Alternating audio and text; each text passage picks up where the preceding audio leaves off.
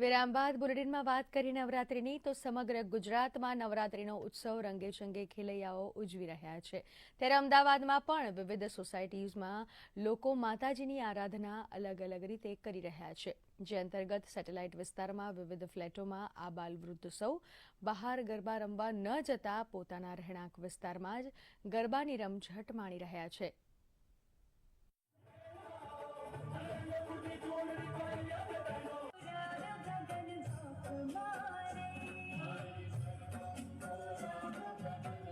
નવરાત્રી એટલે આપણા ગરબા ગુજરાતીઓનો ખાસ તહેવાર છે। બહેનો ભાઈઓ નાના ભૂલકાઓથી લઈને બધા લોકો ખૂબ જ ઉત્સાહિત હોય છે આ તહેવાર સેલિબ્રેટ કરવા માટે।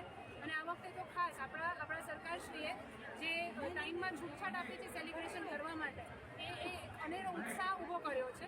અને ઘુમર ઉપર પરફોર્મન્સ આપેલું છે જેના અંતર્ગત ગરબાઓ અને દીવડાઓ લઈને 36 જેટલી બહેનોએ સાથે પરફોર્મન્સ આપ્યું છે। એના સાથે સાથે અમારા સોસાયટીના 5 વર્ષથી સ્ટાર્ટ થતા અને 7-8 વર્ષ સુધીના ભૂલકાઓએ પણ પરફોર્મન્સ આપેલું છે। પ્લસ આગલા